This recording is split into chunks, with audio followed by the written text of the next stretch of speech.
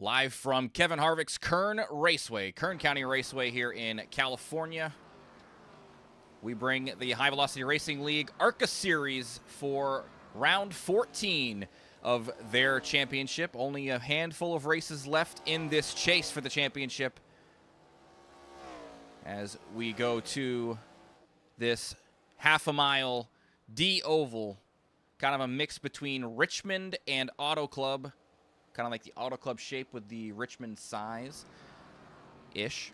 We got 150 laps here from Kern Raceway with 3 additional sets of tires for these drivers. 1 fast repair.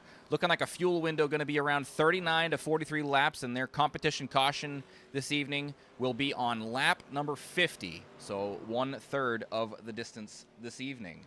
Joining me in the booth, myself, Matthew Chase, and Sean Wilder. Sean, how are you thinking this race is going to go tonight in the next race for the ARCA Series? Yeah, I got my eye on a couple of the front runner guys in the points. I think they're probably going to work their way to the front. Drew and John Stapleton, Keller, McKee, Forrest Martin. I think Thad Miller's probably going to be pretty quick here. And yeah, it's a short track. It's a track that probably a lot of these guys do not have a lot of track time on. So they're figuring it out here, making good time in this practice. And hopefully we get some clean racing. I have a feeling it might get a little messy at the beginning, but I think once we get, halfway through or so, everybody's going to have a good handle on it and hopefully see some green flag runs. And we will pop up the timing tower here. Looking like Reno Connor fastest so far in the number 77. He's down pit road right now, just getting some tires and stuff put on that car. Joe Katchmar, second fastest right now in the number 33 with an 18.554, only a couple hundredths off of Reno, having some difficulty there off of 2. A little bit of a slick track here this evening for these drivers, but it's just going to be a situation where you have to be on throttle control. That's going to be very critical, much like Richmond, in that it will be, it could be the death of you. Yeah, I think so. It looked like a lot of guys get loose. Loose coming out of 2. It looks like the trouble spot, the biggest trouble spot. We'll see if they get a handle on it.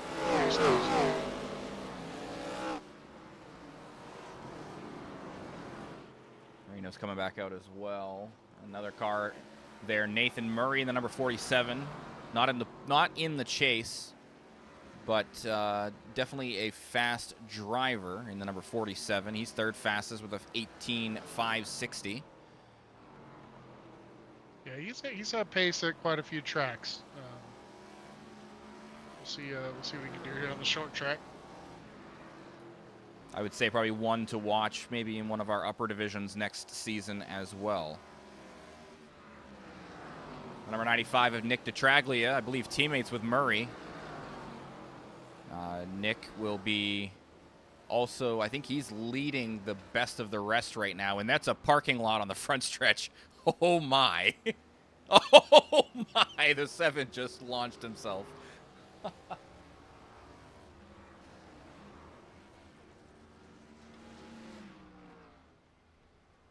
Looks like our first chase driver is the number 3 of Halloran.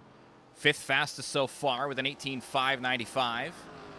Not terribly far behind fastest lap of the session so far. So, like you said, one of the drivers to watch for sure for the championship this season.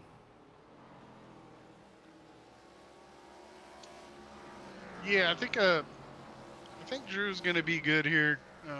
He seems to always find his way to the front. And he and Dayhoff, which I think Dayhoff is off tonight. He's a provisional. So if Drew can finish well here and stay out of trouble, he's going to pull. He's already got an 11-point lead on Dayhoff, so he can pull a pretty solid 10 more, 20 more. Actually, probably more than that. Probably going to be about 20 more points, 30 more points. So we'll see. Find another spot for DPR tonight, like the top right-hand corner. That looks like a good spot to put it. Don't want to block the timing tower because we don't run a ticker here, right? I'm not sure. Usually, most of the time, it is the tower. Now that I think about it, I don't watch them back all the time, but I don't run a ticker, yeah. is what I was saying. Oh yeah. I think Sean does more of the tower on the side, anyways, most of the time. Perfect. Just kind of rotates that information between the intervals or the lap times. I think so. Yeah, Drew just got involved in an incident there. One of the things Drew will have to watch out for is the other drivers who are having some issues getting their cars handled. And pit road entry, as we just saw Drew go down pit road, is going to be a problem as well. It's not the traditional coming off of turn 4 at this short track. Going into turn 3, you got to be down there to try to make sure you are in position to get down pit road. Yeah, it's more set up like I would say like a local short track pit road with not a clear wall on the left-hand side, and it's kind of part of the small track you can see there. So it's not kind of like a permanent pit road. It's kind of makeshift.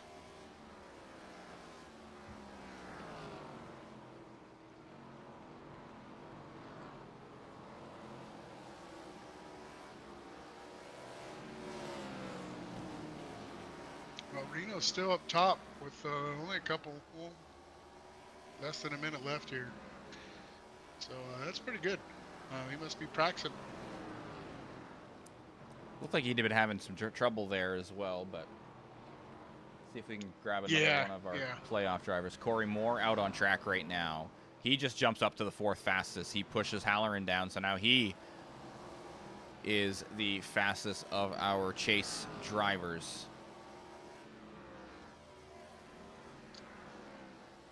One to watch here for Corey Moore. He's always been pretty good at short tracks as well, if I remember right. Yeah, it's so tight anyways. I mean, you look top 14 or 15 are almost within a tenth of each other, so it's not a real big difference in lap time from 12 to 1. So yeah, I think all those guys are in contention to get a pole, a 10th here, or getting a good lap on your quality there. Biggest thing will be get down to the bottom. So you were saying Forrest Martin? Yeah, Forrest Martin, I remember him being good at the short tracks. He's always real consistent, not a lot of incident points. He's a real clean racer and solid and consistent.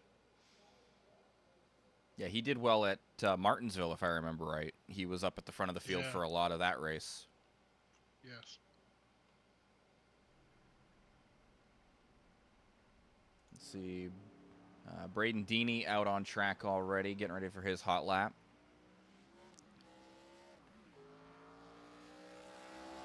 Let's see who will be the first one to take the flag. It looks like Jace Keller going to be the first one to take his green flag. In the number 1 Toyota Camry.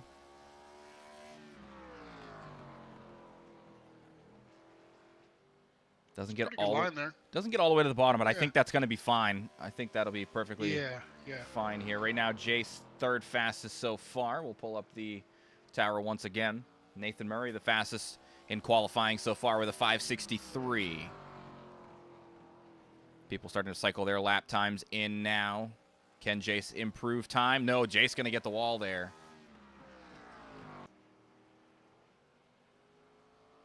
Take a look at Tim Taylor in the number 23.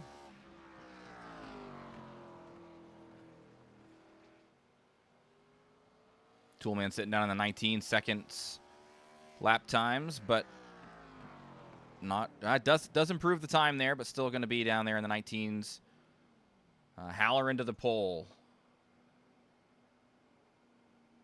Let's see. Josh Revel sitting on pit road right now. James Bolka, 9th fastest, is out there still. There's some clouds over the track. Track tip dropped a little bit to 97. I'm sure that's going to improve the times a little bit. Bolka's 2nd lap. 6:89 is the best time. Let's see who else is out there. David Woods is going on his lap. Quinn McLean just completed his first lap, going down there for his second. He's on the bottom. Quinn is in the chase right now, sitting 9th in the points. And for Quinn's second lap,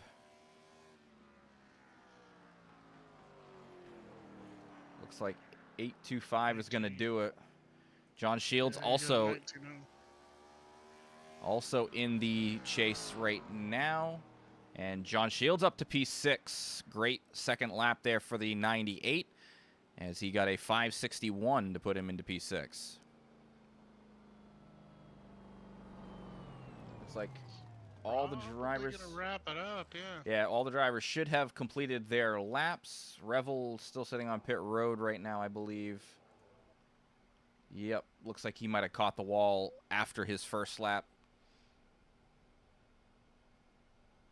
Well, good lap, Drew. That was a great lap. Well, I think that might have been that and DeTraglia's first, and Martin, all three of those guys.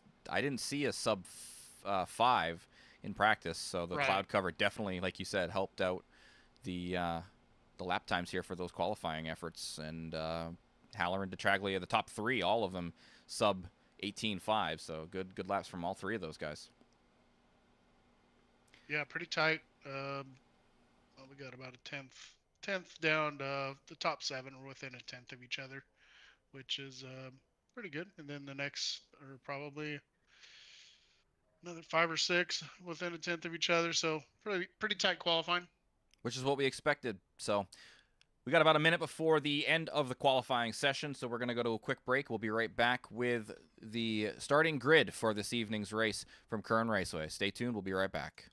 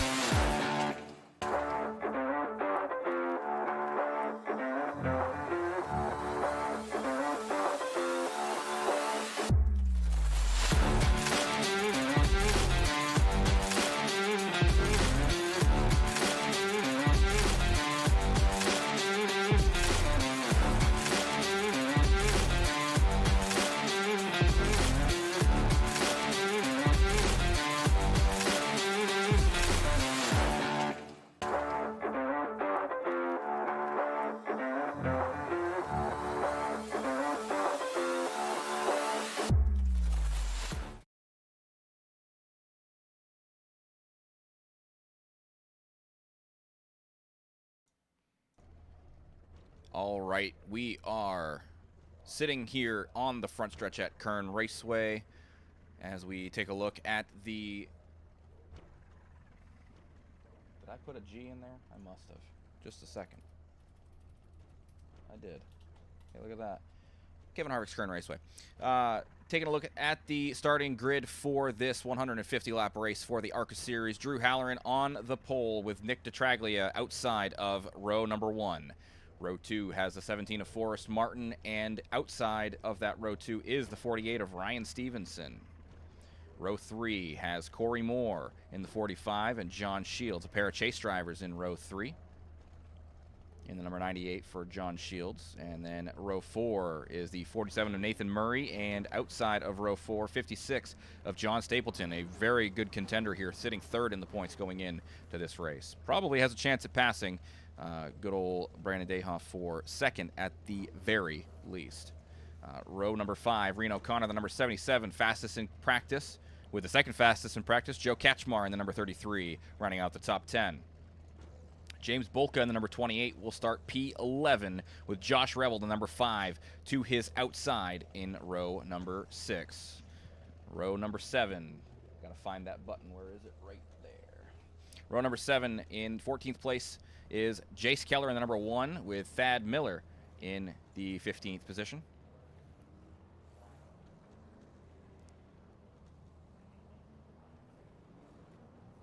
A lot of drivers moving around now.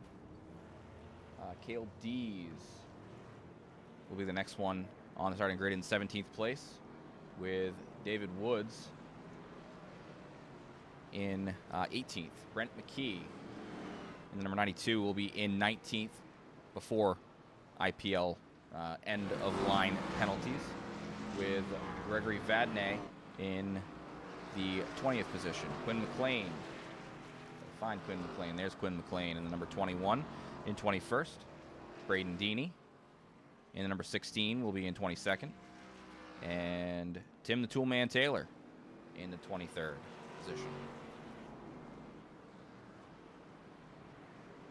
That'll round out the field. 23 cars here on Kevin Harvick's Kern County Raceway.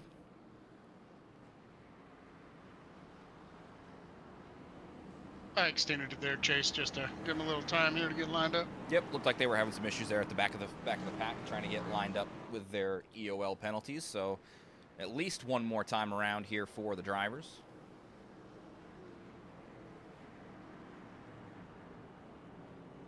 Yep, pace car's lights go off here, so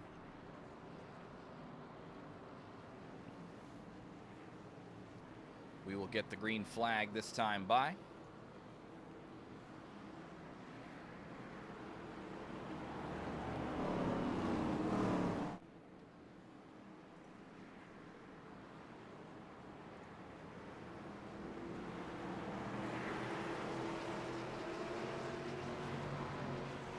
Field in the hands of the 3. Green flag flies. We are racing here from Kern Raceway.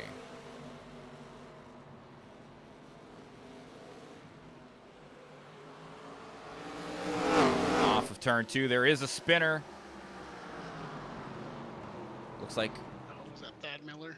a single car. Nope, we do get some more guys involved. David Woods shown with an incident. Let's take a look and see what happened. See the 46 of Thad Miller.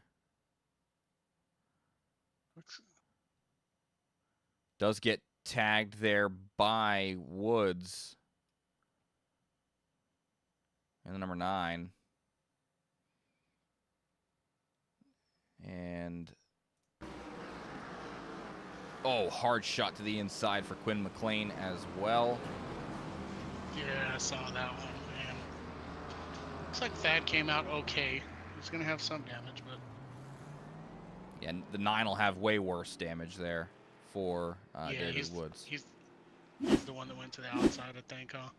Yeah, he came down and hit McLean and then just right back across the track and into the wall. So a couple hard shots there for the 9. So caution here on the very first lap of the race.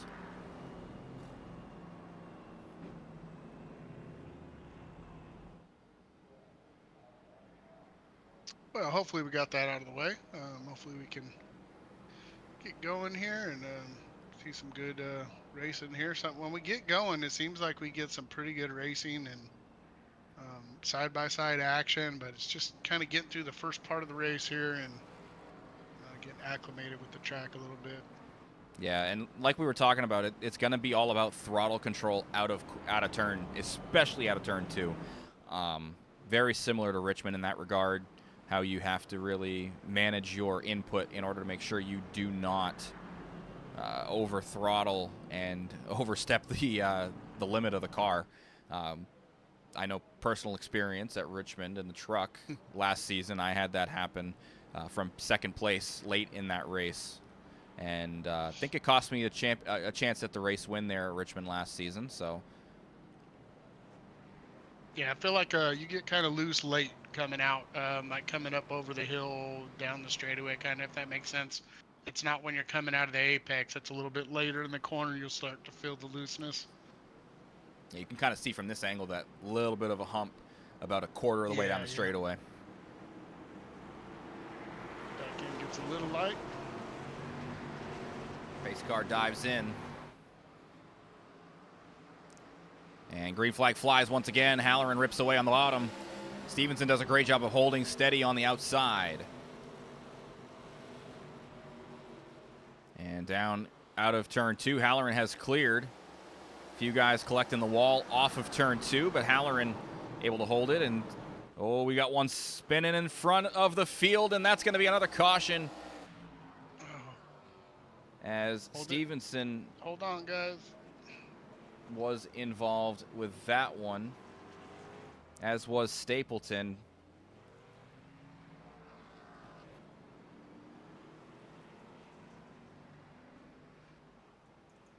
We kind of saw what happened there at the tail end.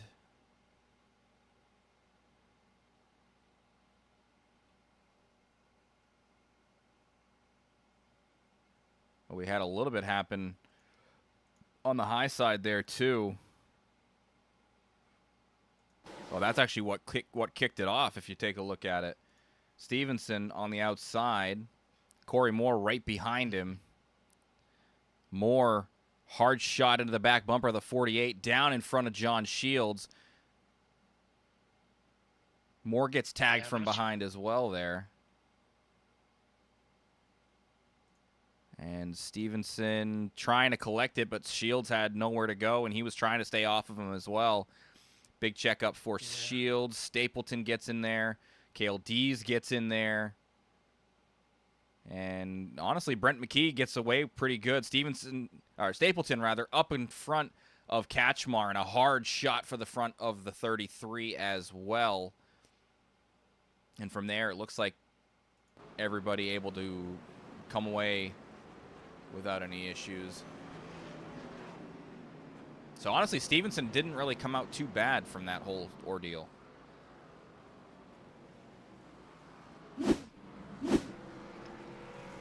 Yeah, I was just telling the guys, expect guys to be a little loose, so give a little space in front of you, especially early in these runs. Tires aren't going to be, completely race ready, so just give a little extra room and start fighting after a lap or two.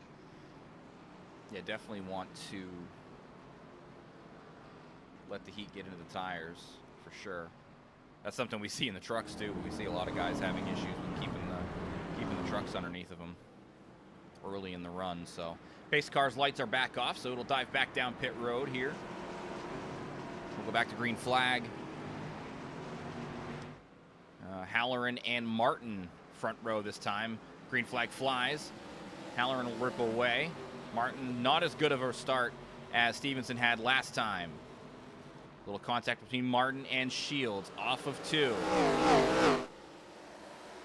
Looks like everybody does a good job of staying clean out of turn 2. And a good run there. Stevenson didn't lose very many spots there, if any, right? Oh. Yeah, he's sitting in 4th. And looks like we have another incident there. This time it's off the racing surface. We're staying green so far. Yep, they got it back going. KLDs and I think Vadnais were the 2 involved in that one.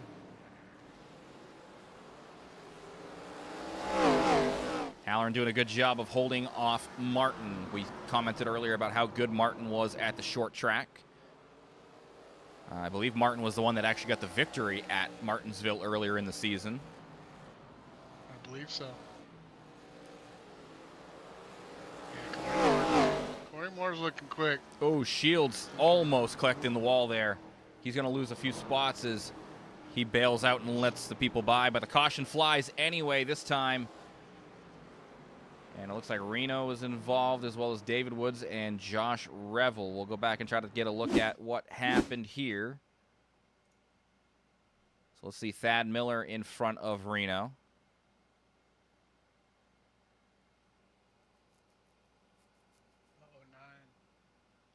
David Woods gets loose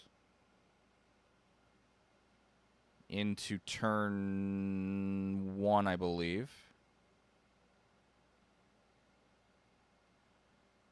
And then still loose. I don't think anybody got killed there. So, I mean, there was a hard hit on the inside wall, but not full speed. No, it was a little tap. It's not bad.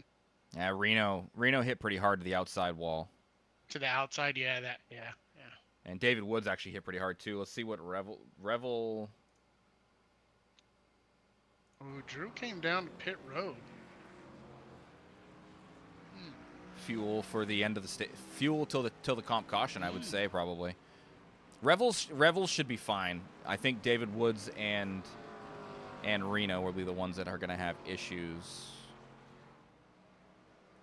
But that's going to leave Forrest Martin to the race lead.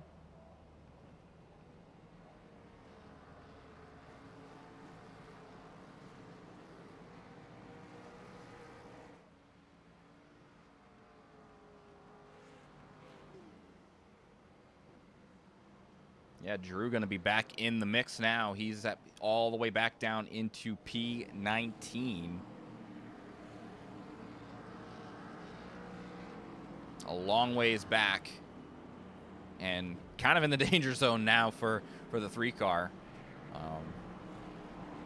Going to have to be careful here, working his way back up through the field. He's got pace, so he should be able to get back to the front if he can avoid the calamity here in the midfield.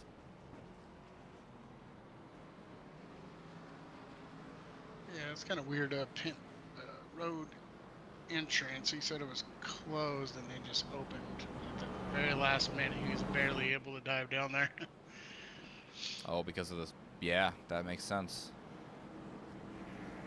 48 is blinking still. I don't know if you see him blinking on your screen.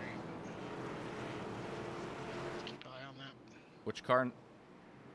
48. I haven't seen that yet. Oh, I did see one. And ripping away, green flag flies again here on lap number 19. Forrest Martin leading the field. Little loose off of 2 for a handful of drivers.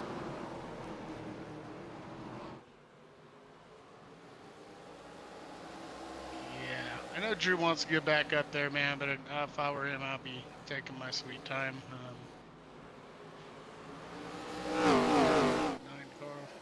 Hold on to it. Good job. Oh, there's a wreck. Oh. Saw that happening. 33, the 16. Started with the Traglia, the 95.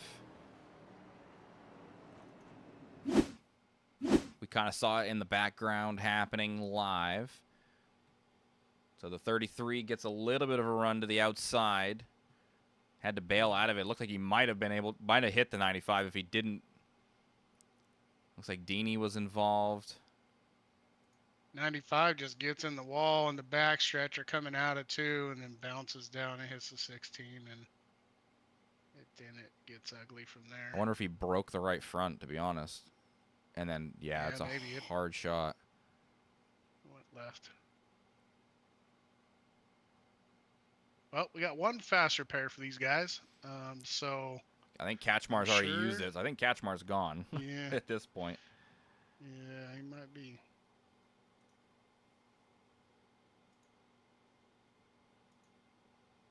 Yeah, Detraglia had a hard shot there too, so if he hasn't used his fast repair, his will be gone with that one. So 4th caution of the evening so far. And it has been, we haven't even gotten to the competition caution yet either, so. Yeah, Kaczmar got the meatball there. Got a couple guys with 12 incident points already. Not ideal, but I think the guys that are not getting them are definitely going to benefit huge from that, and just gain positions because of attrition there. It's a battle of attrition. There's a lot of times at the short tracks that's kind of my plan of attack going into them. If I'm not the best at them, is sit around, just avoid the calamity, and eventually people will get out of the race, and when they do, then you can make your move once the calamity starts to kind of settle itself down a little bit towards the middle of the race. I'll tell you what, though, Drew made a great run back from about 17th to 18th. He's up into the top 10 area as well, so he's back into contention area. Yeah, he's probably itching to get up front to stay out of this hornet's nest back here. Can't say I blame him. But leading the field here once again, the pace car dives down. Forrest Martin has control of the field, and a green flag flies. He has the ability to rip away. Corey Moore, will stay right alongside. And they'll be side by side down the backstretch. Corey Moore with a great run down into turn 3 rather. And Corey Moore will take over the race lead as the caution flies once more. Man, that was Drew too. He came up on the car a little too hot and got into him a couple times. And then somebody got into him. Man. So Thad was involved in this one.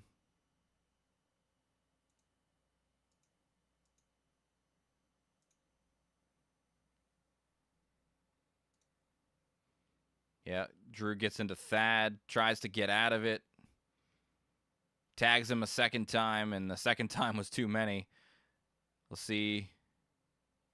Tim Taylor gets into the back of Halloran as well.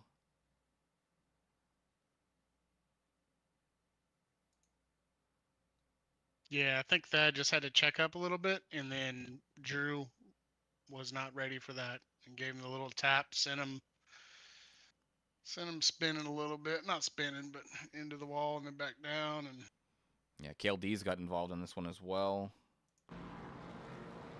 Nothing too bad for Cale, though. He's able to get rolling, no problem.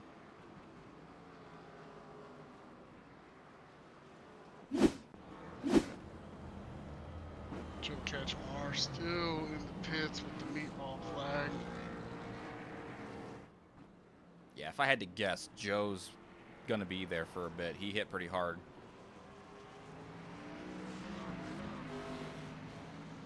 But hey, outside lane was king there last time around with Corey Moore. Had a great restart. Was able to get out in front of Martin before the caution flag flew. So the 45 back, or is on the point rather. And Martin will start on the outside here for this restart.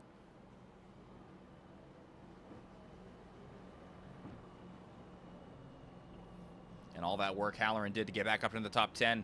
He's now back in the Hornets' nest even deeper, sitting in 15th position for this restart. McKee with a good run, though, so far as well. Up 16 positions for the 92 into the 3rd spot. Another good run. Another good driver with a good run so far is Deeney, up 10 spots. A lot of that due to the attrition. Yeah, I bet Corey Moore's feeling great right about now. He's sitting in a good spot here. Absolutely, he is. Green flag flies. Corey Moore rips away. Martin with a good jump on the outside. Seems like the outside lane may be the preferable for the restart, especially if you're the control car, but Corey going to get position off of 2. He dives down into turn 3. And able to rip away. Corey Moore will hold on to the race lead.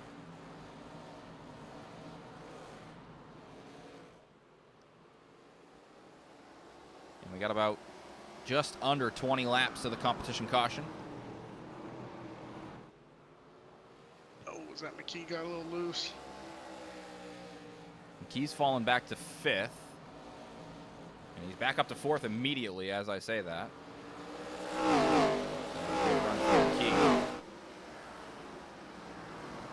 And the caution flies here once again. This time it's the tool man. See what happened to Tim. See down the front straightaway into turn 3. Just a little bit hard on the brakes and gets loose. And no harm, no foul. Just looped it. That's all. Yeah, that's not bad. If you're going to do it, that's the best way to do it. Yeah. Not cause any damage to the car. Just a little bit of heat in those tires, which, I mean, that in and of itself is a little bit of trouble for you, but overall nothing bad.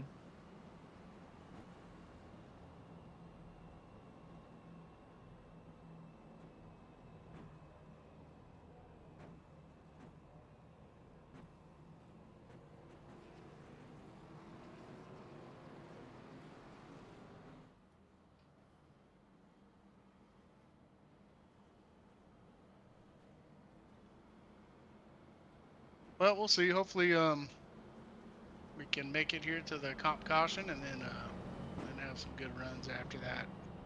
Definitely going to have less cars on the track pretty soon here. Yeah, I mean, we're already up to our 6th caution so far. Eventually, people are going to run out of fast repairs and run out of the ability to fix their cars if they hit too many times. So,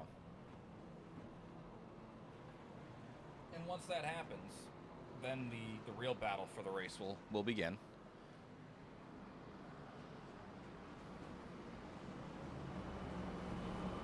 Yeah, I think if we get some longer runs, I think tires are going to wear a little bit here, and should be interesting to see who can save better than the other guys and play out a little strategy, hopefully, at the end. As many cautions as we've had, I'm surprised that, I mean, the guys at the front haven't pit, so it doesn't surprise me that much, but they should be able to make it to the competition caution if everything works out for them. So for a driver like Drew, for a driver like Drew who went down and pit, it's almost like if he hadn't pit, he might have been in position here still at the front of the field and not put himself back, you know, where he got into the issues. So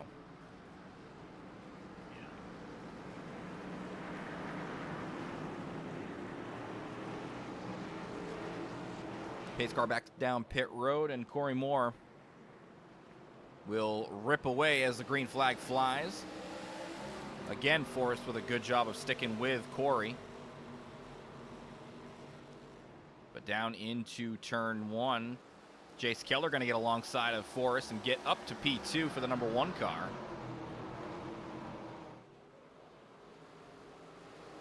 And we got 13 laps to the end of, I shouldn't say the stage, until we get to the competition caution.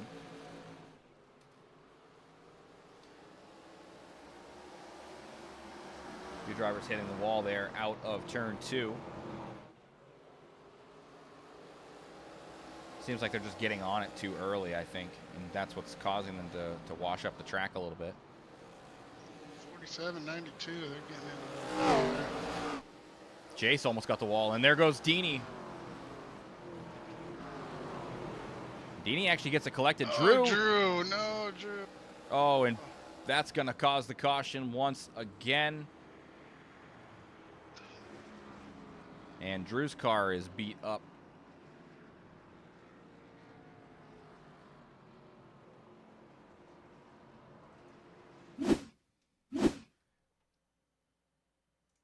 Stapleton involved in this as well, but he was an innocent bystander with everything. Drew went down to the apron, tried to get by, and just back up across the track, takes out Stapleton, and the 12 turns Halloran in front of DeTraglia, and the number 95 gets a hard shot as well.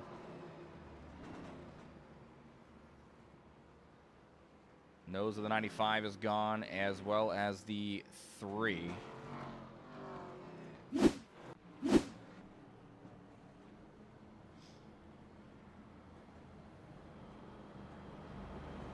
Seven caution so far.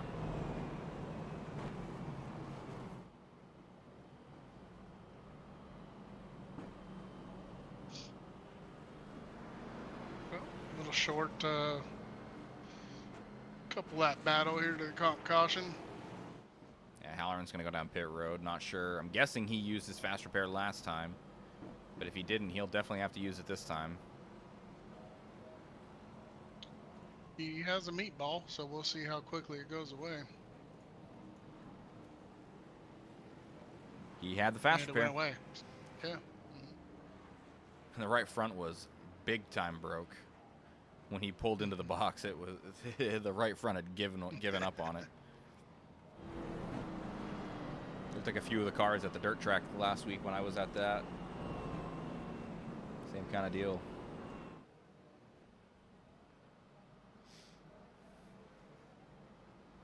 Yeah, it's a cool facility they built out here. It's kind of in the middle of nowhere off I-5, and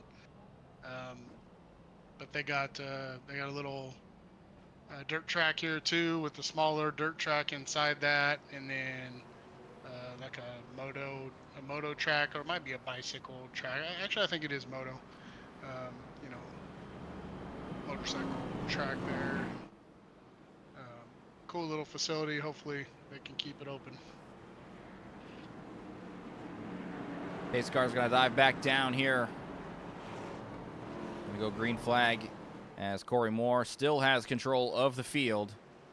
Green flag flies. He gets a great jump that time.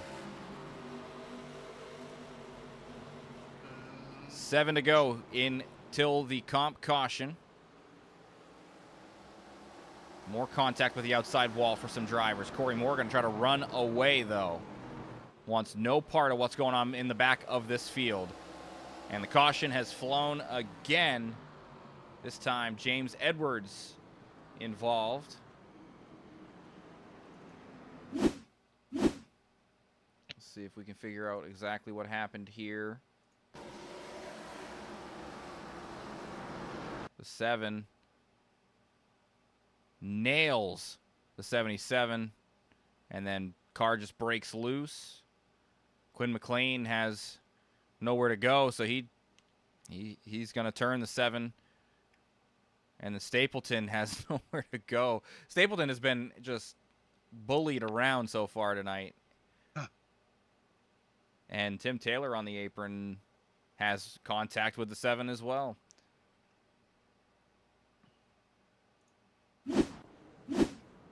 Eighth caution. And I believe... Is that going to be the competition caution right there for us, Wilder? Yes, sir. Yep.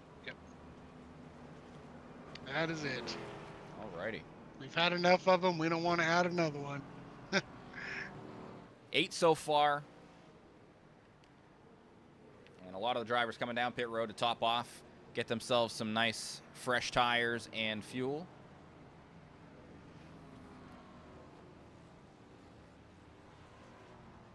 Dini and Edwards stay out, and Keller Not sure if Keller decided to stay out or if he missed his pit box.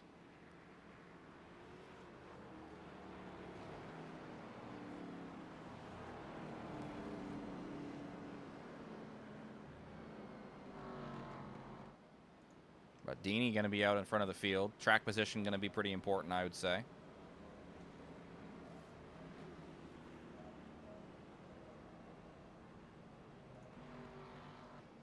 I say we grab Corey Moore if he's available.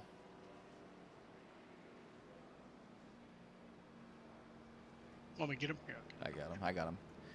Hey there, Corey. We up here in the booth with Matt and Sean. How's your race going so far, buddy?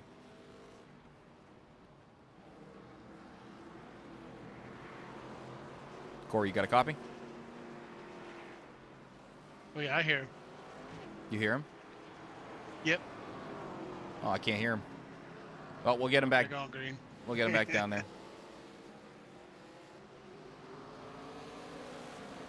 I don't know why I couldn't hear him. Oh, caution's back out again.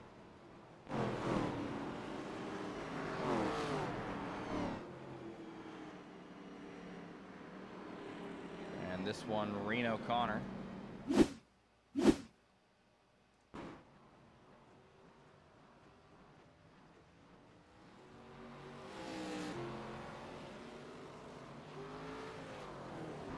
Oh, he just looped it in front of the field.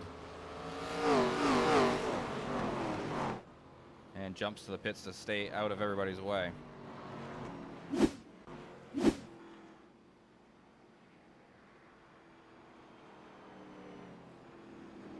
Yeah, I don't know why I couldn't hear him.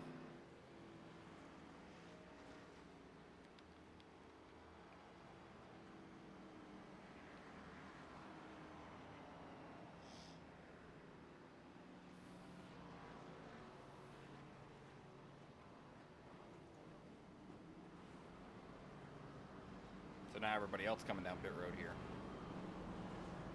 Maybe. Nope, everybody's staying out. Okay.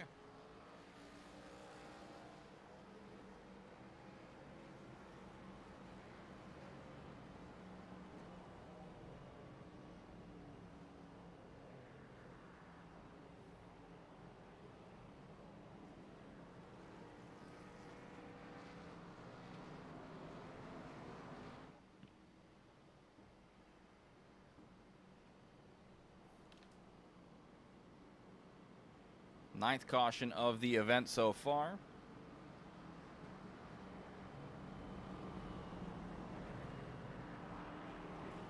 Yeah, sorry, Chase. I was doing some little race control stuff there. Very good. And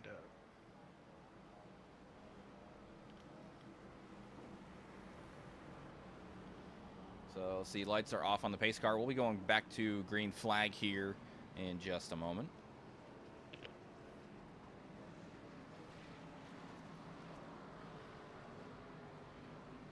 Dini and Keller on the front row.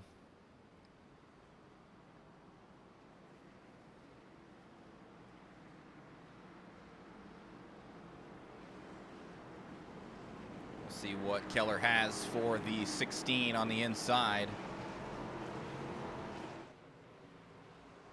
Big gap between the 16 and the 7, and Dini gonna rip away.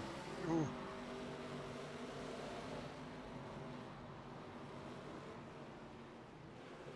And off of turn 2, Dini is cleared.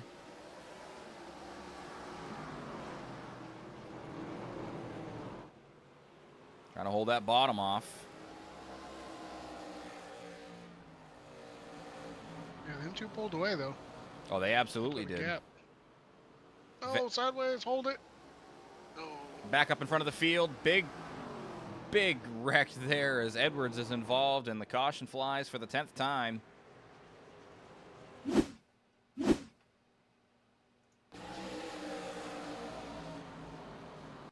Hard on the brakes down into turn 1. Gets loose.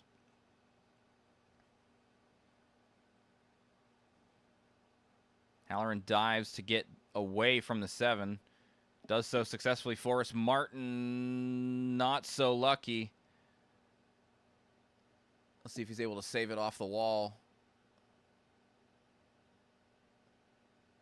Hey, heck of a save there from Forrest Martin. Just has the initial contact and keeps it away from everybody on the high side and off the wall. So a heck of a save there for Forrest.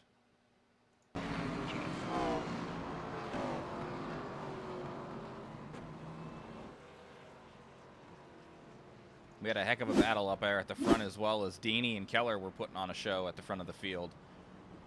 They'd pulled out. It was about a second in front of P3 in Vadnais.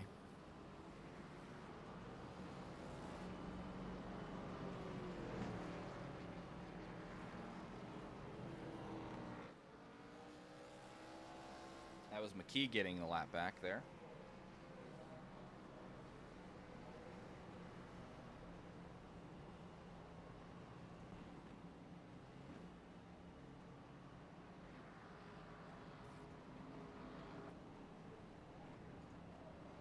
SDK telling me Corey Moore crashed. I don't think he did. I don't think he did. Just going slow. I think it's just because of the speed of pacing. Oh, yeah. Well, try to give him a little pep talk.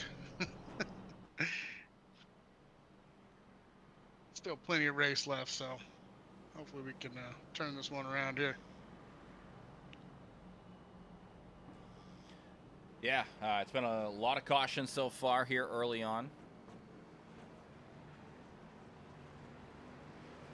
We'll see if Vadnais is able to keep the gap a little more contained to the 16 on this restart as well.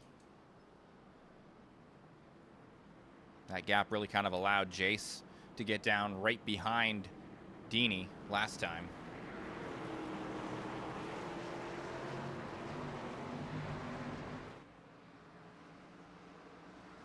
Well, really felt like he jumped the start there, but we'll see. See if he gets a black flag. Well, actually, there's no restart zone, so. Yeah. I told him to go on green, but he, you know, that's still, if he would left early, I think iRacing would still get the penalty if he left too early before green. Looks like Keller's going to try to battle him around the outside if he can. Moore with a shot to the outside wall that time. Causes a checkup behind him.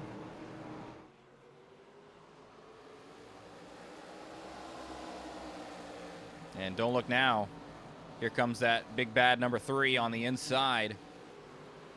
Halloran back up into P3, looking for second.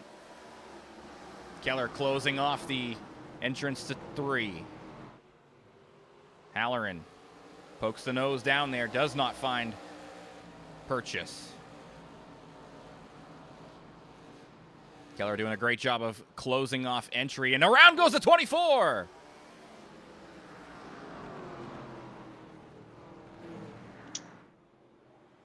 Gregory, almost. Let's see what happens there.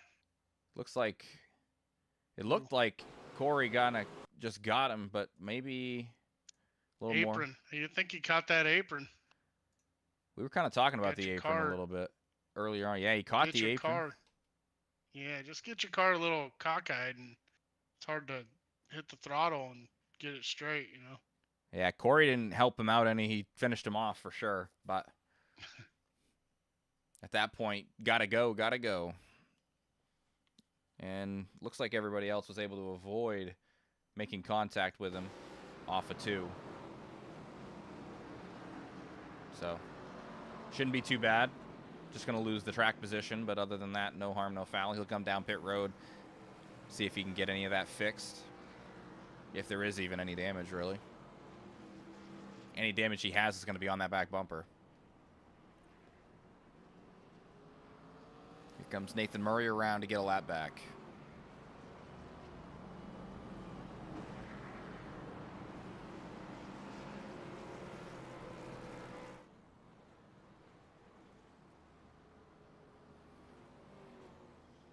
Keller will definitely be looking to try to get a better start here this time around. Looks like Braden's found a little groove up there, though. Once he got out front, he's been pretty clean and has a good line and able to get good jump starts on these restarts and stay out there. Yeah, I mean, track position's been pretty important so far, and it's shown. Everybody at the front of the field has been pretty fortunate of not really being involved. I know I'm going to caster's curse this, you know, but he hasn't really been involved in anything so far. There's been a couple of incidents, a couple rows behind, but nobody in the front couple has had any issues.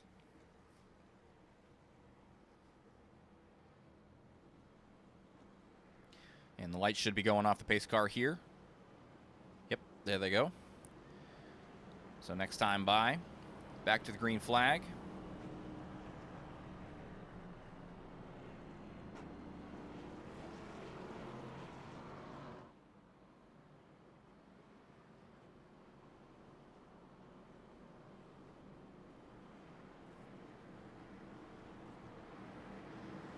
We'll see if Dini's able to have a good restart once again.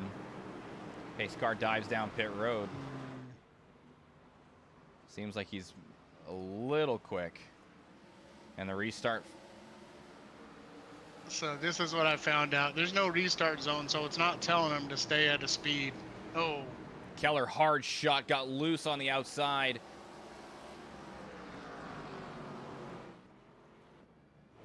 His car's damaged big time. Now the thing is, though, you gotta pace speed earlier on, so you gotta keep it at that. Is my counter argument there? Yeah, it looks like. So Jace maybe hard braking into corner one and just got loose, tapped Dini. No issues for Dini, but a very hard shot for Keller to the outside wall in the middle of turns 1 and 2. But fast repair is there, looks like, for Jace. He'll go a lap down, but he will be back to full power. But yeah, what I was saying though with that is, you know, if that's the case, you still have a pace speed while you're pacing right now. So the gauge should kind of tell you how fast you're going.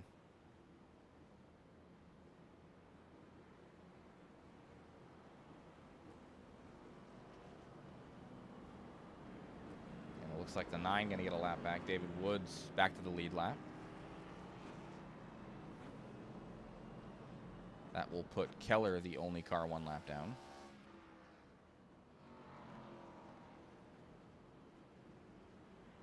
So yeah, there's no restart zone, so as soon as the pace car pulls off, they're taking off too early. We went over that in that meeting, though. They can't go until the green flag comes out. But yeah, some guys are kind of trying to take advantage of it, and I just told them, you know, anything that's giving you an advantage over everybody else is most likely going to be a penalty.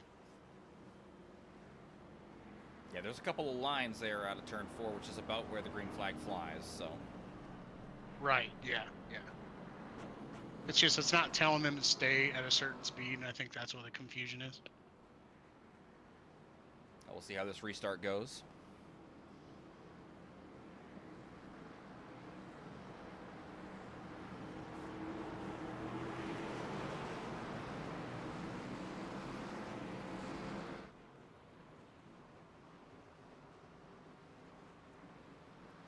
Green flag flies. There you go. That looked better. A lot better. Dini still gets a great jump on the inside. Halloran going to be battling with Stevenson to his inside.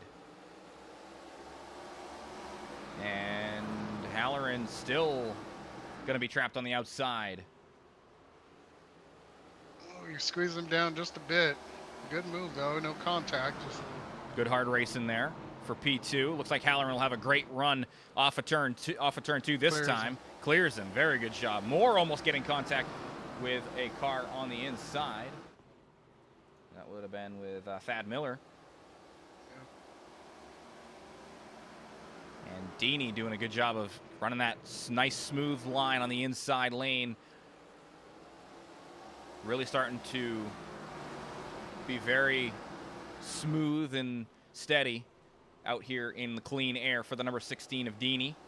But now he's got Halloran, a mirror full of the number 3 car, chasing him down, trying to get by. Halloran hungry for the race lead once again, trying to get as many points as he possibly can.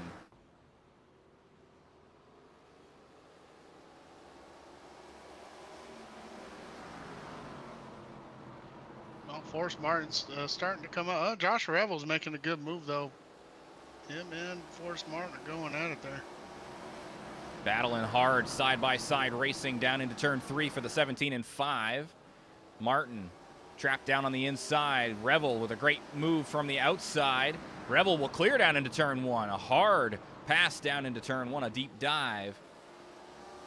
Right behind him, Stapleton going to be side-by-side with Nathan Woods. Those guys battling for 8th. Stapleton has the momentum along the outside, maybe having a chance down the front straightaway. Not able to fully clear. Brent McKee looking to get by the 12 as well. Stapleton, little bobble out of turn 2, but he will be clear down into turn 3, and that'll leave McKee to battle here. And it will be a short-lived battle. Great move. Braden's doing a great job holding off Drew, man. He's having a good run here. Moving the car around, defending as best as he can. Dini will be under attack here down into turn 1 as Halloran looks to the inside. Dini holds him off from the outside. 16's got a pit. He better get down quick. He got down. Halloran able to get by. So now that leaves Drew Halloran to the race lead here on lap 82, with Corey Moore just getting by Ryan Stevenson right behind that battle for the race lead that we were just having. This is that green flag run we were looking for, though, Sean. Oh, yeah. Yep. Good battles, too, man. Stevenson, man, he's holding his own. He's been up there all night. Oh, and the caution flies, as we were talking about it, for David Woods. Dini going to get trapped. At least one down. Let's take a look at what happened for Woods. Turn 1 and 2. I didn't know he wasn't clear, I guess. Kachmar caught in the crossfire once again. That's unfortunate for the 33, but the 9 gets it rolling.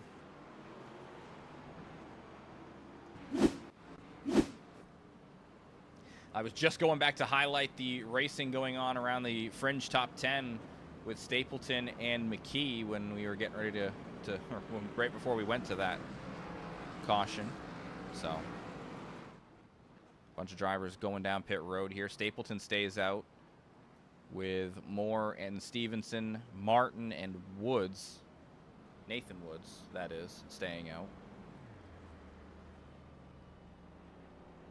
Just trying to save as much fuel as they possibly can.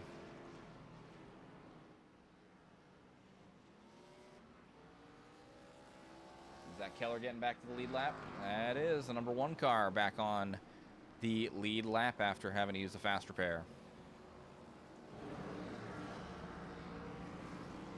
So that should put Dini on the tail end of the lead lap.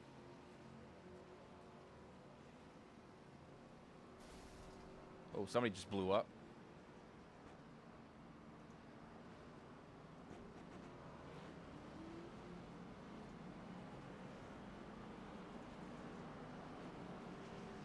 Might have been Kachmar's car blowing up, not sure.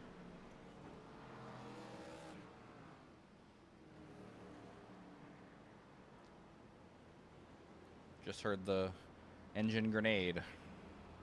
Oh, yeah.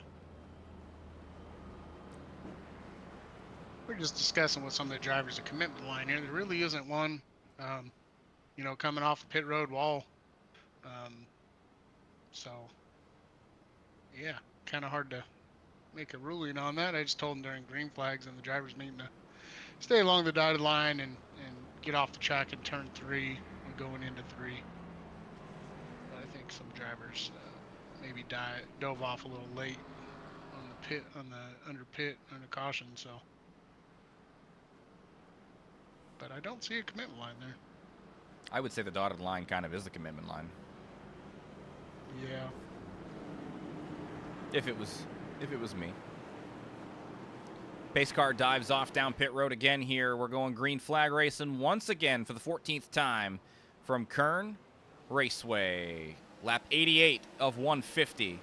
Just past the halfway mark. Corey Moore with a great jump. Ryan Stevenson on the outside.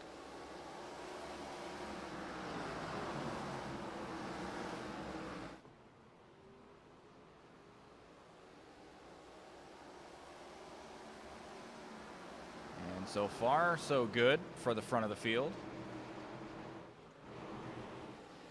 Yeah, I think everybody's getting settled in. They understand the track, where they can get on the throttle. It takes a little bit sometimes. A little bit of contact back here in the middle of the pack as Bolka getting a door from James Edwards in the number 7. We saw David Woods get a little bit loose off a 2 a couple laps ago.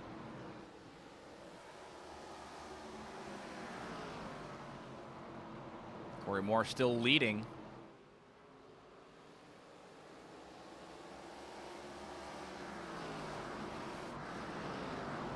Nathan Murray trying to make Ryan Stevenson. Oh, he went a little high there. Just gonna say, Stevenson's still holding his own up there. He's not really catching more, but he's hanging up there in the top 3 pretty much the whole race, and good job for him. Yeah, Stapleton. Oh, and the 12 just ships the 17 up the track. Nathan Woods to the inside.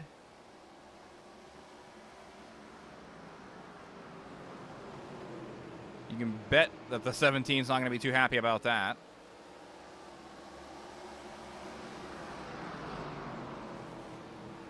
Right in front of him, though, Stapleton and Stevenson really battling hard for second, allowing Corey Moore to run away.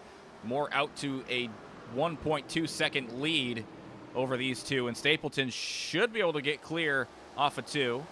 No, great job battling back for Stevenson. Yeah. Got to watch out for the dive bomb from the 12, though. Woods is really shipping it in deep in the corner entry. Yeah, it's a great track. I mean, you run that high line, keep your momentum, you bottom, but oh no, Stapleton in front of the field. In front of everybody. In front of everybody. Just lost it off a 2. We were actually right there with him when it happened.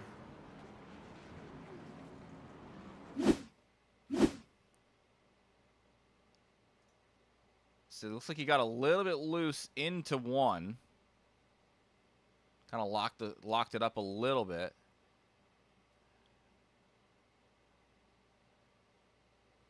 Looks like he skewed just about right, and then coming off a 2, like you said, that little bit of a hump there at a 2, it just really upsets the car and de-wedges it, and right in front of Stevenson, nowhere for the 48 to go.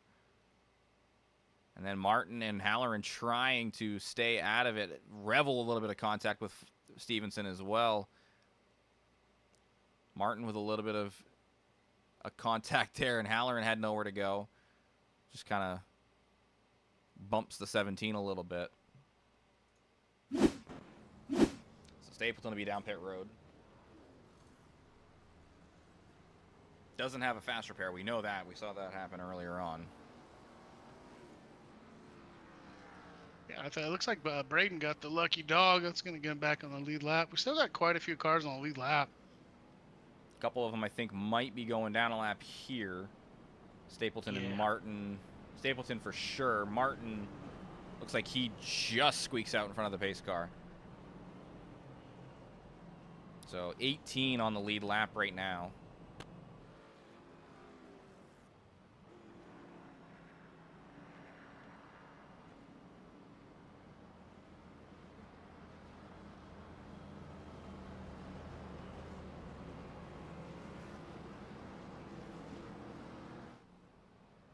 And with our 14th caution Looks like Nathan Woods and Josh Revel are going to be the front row for this restart. Josh has done a good job of... Josh has done a really good job of keeping a steady car for most of the race so far.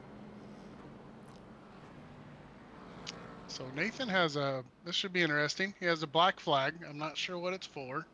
Incident points, if He I had has to to guess. have it cleared, and he thought it was incident points, but he only has like 4 incident points, so I don't know what it's for, but he's going to have to pit.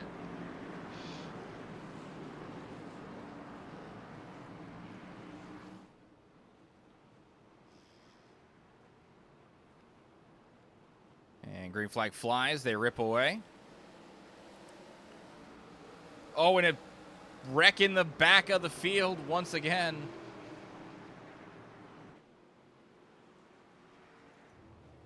And it all started with a 7 car.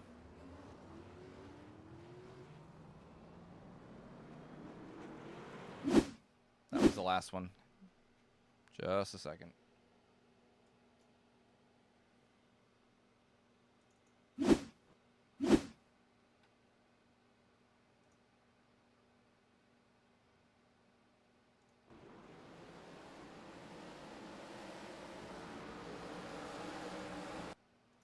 Can't even really tell what happened here. A little bit of a checkup.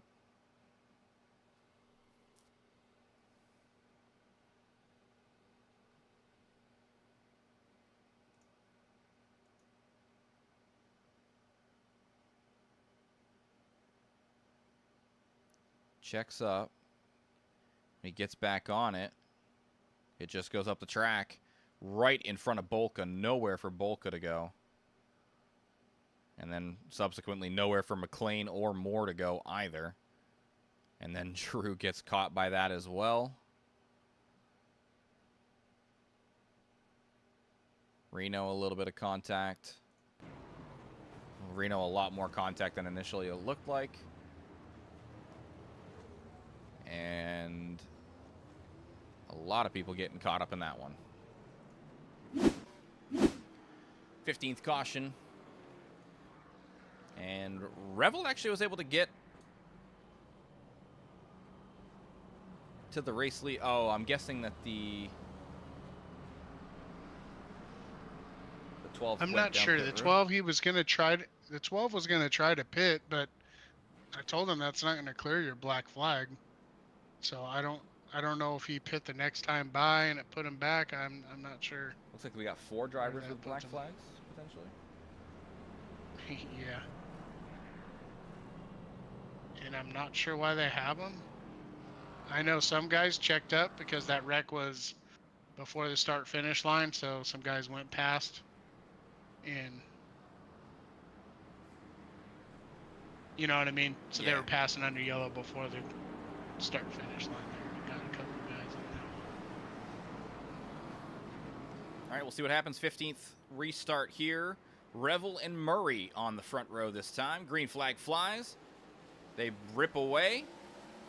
Pretty even. Much better restart. Pretty even for the 2 drivers at the front. Revel on the inside has a great run off of turn 2.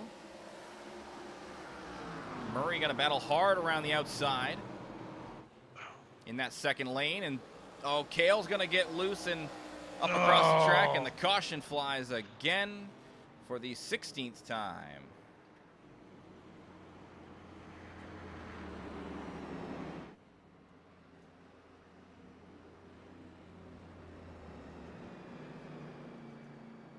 And Corey Moore got involved in that one.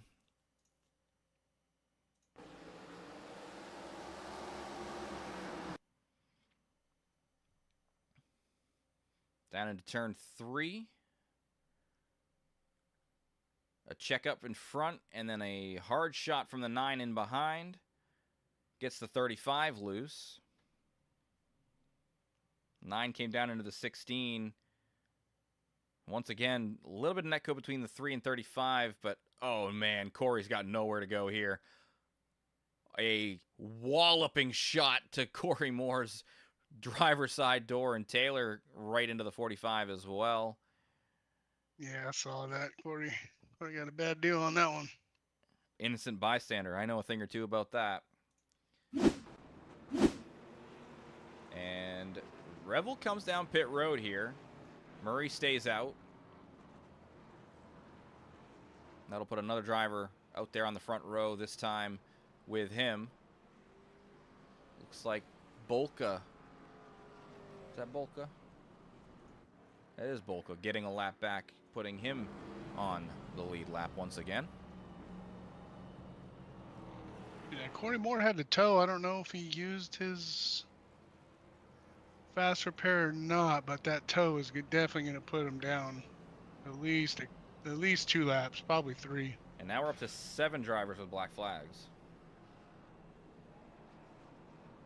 Yeah, I think that might be incident points now. We're starting to tally up.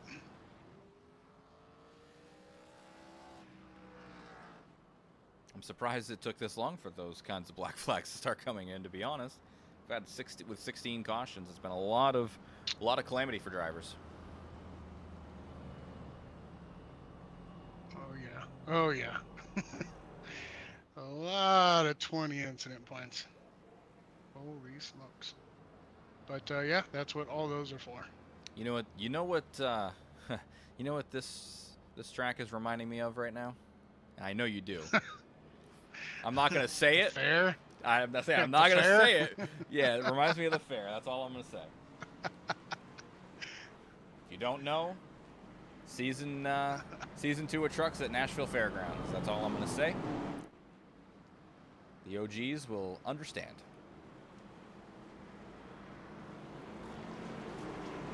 There goes the pace car down pit road, though, once again. It is Nathan Murray, and Brent McKee will take him to the green flag. Green flag flies. Murray going to get a good jump. McKee should be able to slot down inside right behind the 47 if he wants to, but no, he wants to go ripping around the outside, trying to make it happen on the high side. Murray able to clear down into turn 3. Bunch of pit stops here. Should be at least 7 of them if I had to guess. McKee with a good run down the front straightaway. He'll have position on the inside. Murray going to try to hold him off around the outside. Off of 2. Murray will do just that. A great momentum run down the backstretch. Keeps the 47 on the point. Force Martin right behind McKee now. As Martin going to look to the outside. They did not go lap down. Drew and Braden are able to get out in front of the field if they get going. And looks like a couple of others still having black flags down there. Martin still battling hard with the 92. As Forrest. Oh, a bobble there for McKee. That'll give Martin position on the 92 going into turn 3, and Forrest able to clear for second.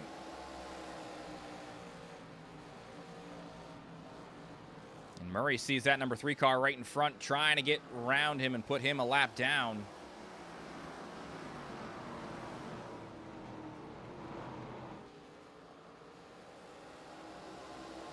Yeah, Cal Deese has moved his way back up to 5th place. He was fastest in our practice session last night that we had. And I know he has some speed. We'll see if he can creep up into the top 3 here. Trying to chase down Thad Miller right now. He's got Revel right behind him. Josh has done a good job of keeping that car relatively clean so far this evening.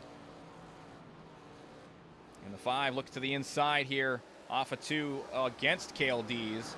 And clean pass for Revel as he puts himself into the top 5. And Keller looks to the inside as well on Kale. Keller will get that pass done up for 6th. Kale falls back to 7th.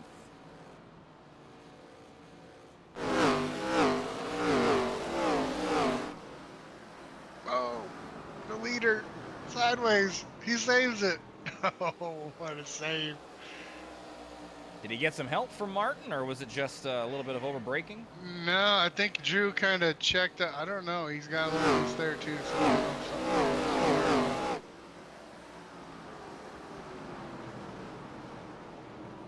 don't know if when he caught Drew, Drew went high to caught Drew. Drew's letting him go, but he kind of went up into Drew a little bit and then got loose. And well, that'll leave the lead to Forrest Martin, who did get by Halloran. So Halloran will be the last car, or the first car on the one lap down cycle. 30 to go here from Kern Raceway.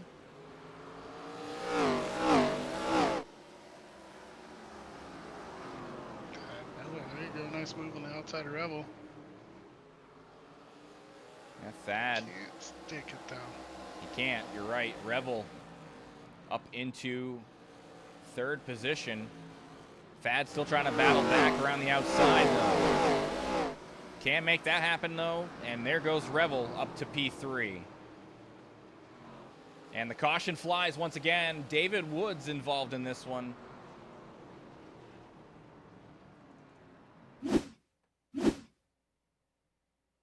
See if we can find out what happened to the number 9 car.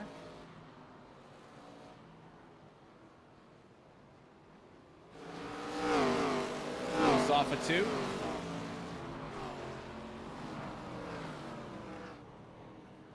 Yep, story of the night for some guys.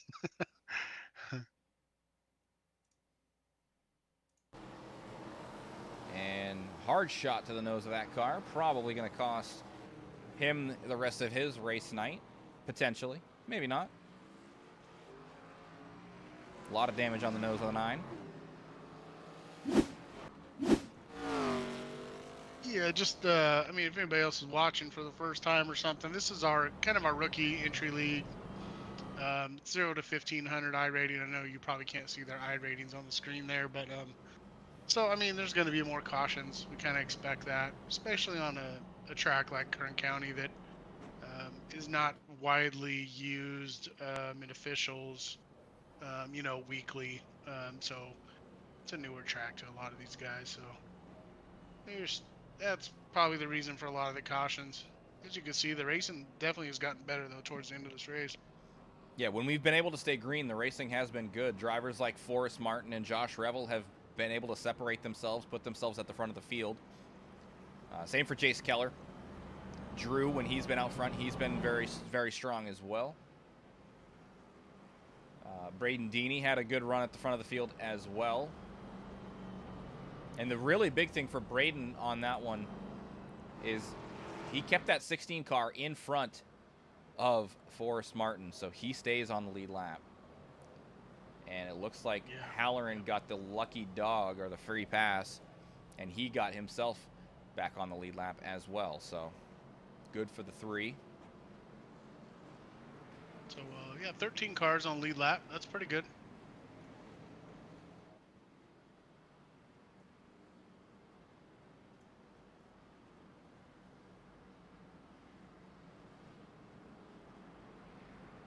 Racing extended that one, I think, because somebody was parked there. I see Drew, but I think it was 16 was parked down there, and now he's catching back up to his spot.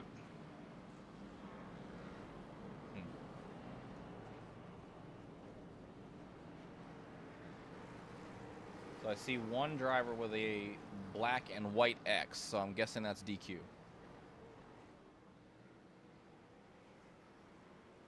And then one driver also having a black flag.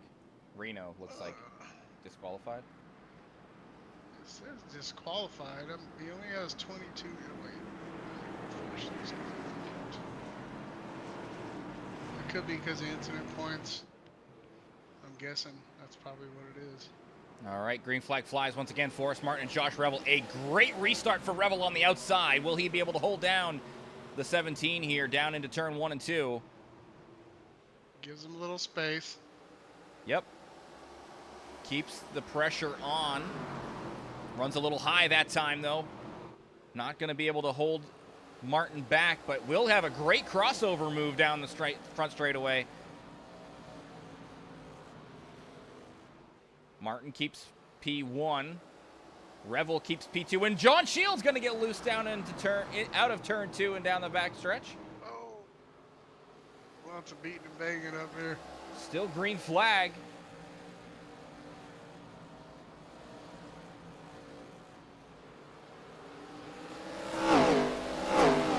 side by side there with Brent McKee as Keller has the outside. Really tight to the 92. 20 to go. Getting down to the end here. Down to the nitty gritty. Oh, Martin high into the wall. That's going to let Revel to the inside. Josh Revel has a chance to take over the race lead. A little bit of contact there from the back. McKee able to get it collected, and Thad Miller was involved in that one. And Thad loose down into turn 1 as well. Trying to get himself farther forward in the running order. That proves that 3 wide really doesn't work here. Not at this track. Revel and Martin still battling door to door down the front straightaway for the race lead. Revel still has the inside, but that outside has all the momentum. Martin able to draw even down into turn 3. A little bit up the track there for Revel. And that will help him secure the position of the race lead. And Martin now under attack from Murray. Murray going to make it happen on the inside once again. He clears for P2. Revel running the high side once again. Trying to keep that momentum up for the number 5 car. McKee gets clear for 5th. Deeney now in a battle for P6. Saw one car just little contact there. Way wide. Vadnais. 24 car. Keep going, 24. We don't want a yellow here. He gets it going. Good job. Yeah, good job. I think the one we saw go sideways, it wasn't both. It must have been a lap down car. But now Nathan Murray looking for the race lead. The 47 has the inside. Great Revel battle. trying to make it happen. A 3-way race at the front.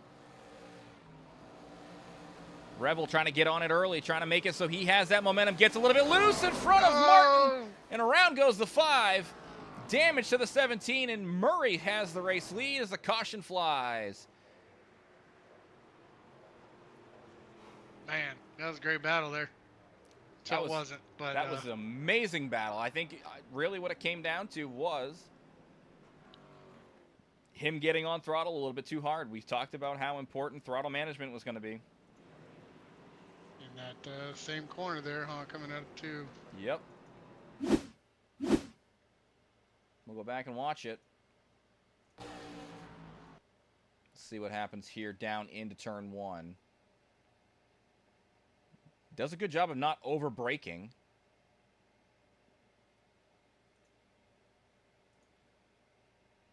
Trying to see if if it starts to skew out a lot. Right here, it starts to get a little bit loose.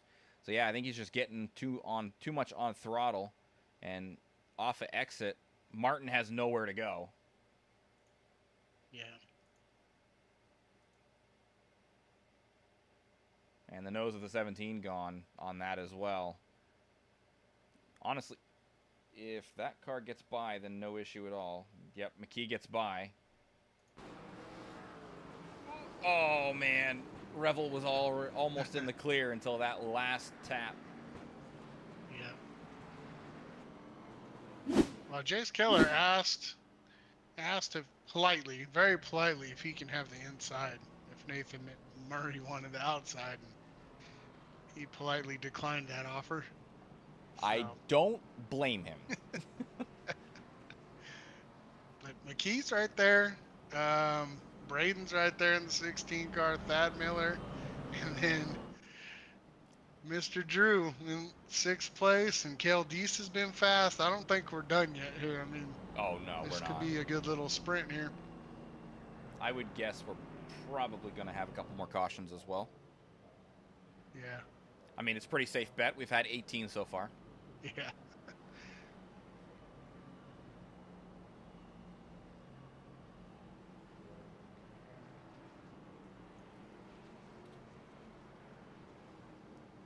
Base car's lights are off, and it's going to be Murray and Keller on the front row.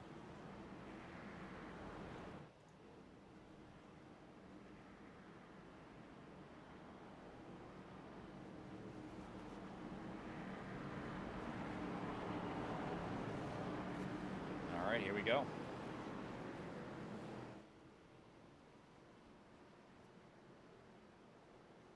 Green flag flies, and it's a great jump for got Keller. a great start. That's as good a jump as you can get if you're the one car. Ooh.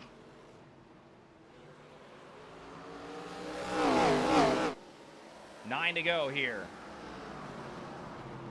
Oh. Drew moved McKee up the track there. McKee is not going to give him any room now. Yep. We got our eyes on that battle because I got a feeling that's not done. Vadnais also not going to let... Oh, no. That gave him a 30. Yep. Saw that coming.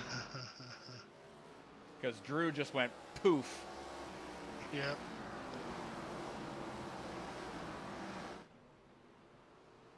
And that's going to leave Murray in the race lead with Jace Keller second, Braden Deeney in third. And Deeney looking very strong right now as well. Gets a little bit loose off of 2. Great job saving that car. That was at a 45-degree angle off of 2. 5 to go here. Yeah, Braden's been really fast this whole night. He's made it, I mean, a lap down all the way back up here to third. Great job. Almost another lap down as well, coming out with the 20X drive-through. And 4 to go for Nathan Murray. 47 does have a pretty sizable lead here right now with just over a second. 17 car in front of him on the tail end of the lead lap. Won't really play a factor if they can stay at the position they're at right now.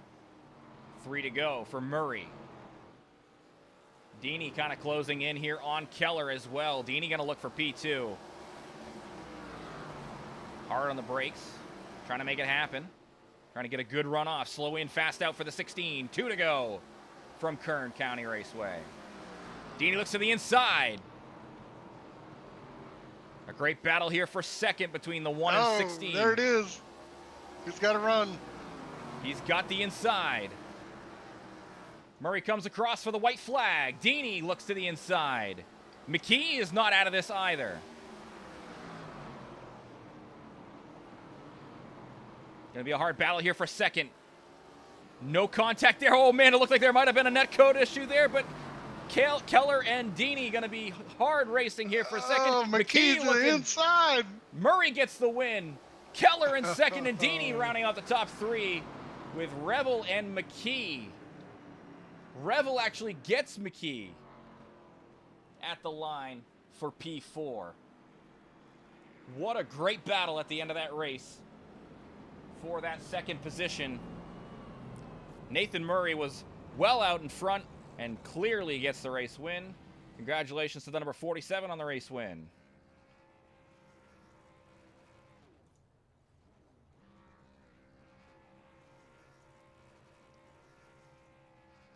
Deeney's happy with that result. He is burning it down right now, too.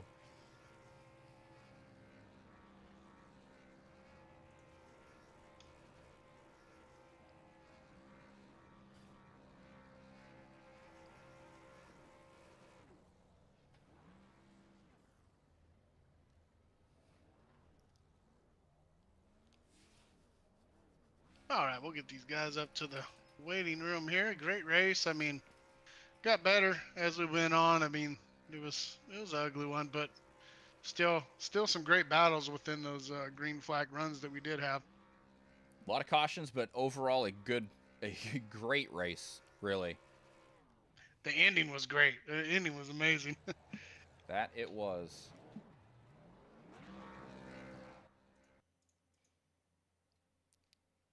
While we wait, you ready for Braden? Nope. While we wait for the top 3 to get into the broadcast waiting room, we'll go over the race results quickly. Okay. Nathan Murray, the race winner in the number 47 car, with Jace Keller in second in the number 1. Braden Deeney in the 16 does bring it home in third. Josh Revel barely beating Brent McKee back to the line for fourth. We're talking 5/1000ths of a second between fourth and fifth. McKee in the 92 does round out the top 5. Gregory Vadnais in the 24 gets the 6th position, with Thad Miller in the 46 in 7th. Cale Dees in the 35 finishes 8th, with John Shields in 9th. James Bolka in P10 in the number 28 car. Forrest Martin, tail end of the lead lap, gets 11th on the evening.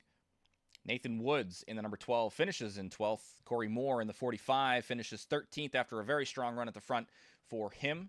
Ryan Stevenson in the 48 finishes 14th. Quinn McLean running out the top 15. Drew Halloran in 16th. Tim Taylor 17th. James Edwards in 18th.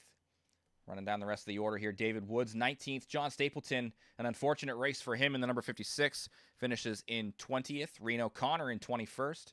Joe Katchmar 22nd, and Nick DeTraglia rounding out the field tonight in 23rd position.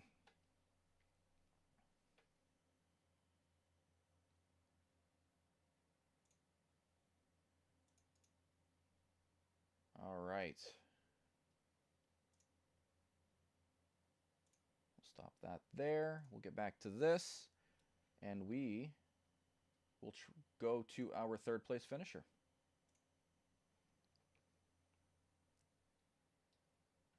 If you would like to grab him, I'll Wilder. go ahead and I'll grab him right now. And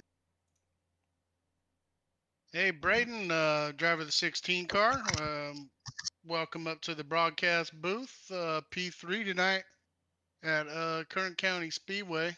What'd you think about the track? I know it's not widely used track in iRacing, so what'd you think of the track, first of all? Oh, well, I mean, I've never raced on the track before. That's usually what happens with most of the ovals. It was pretty good.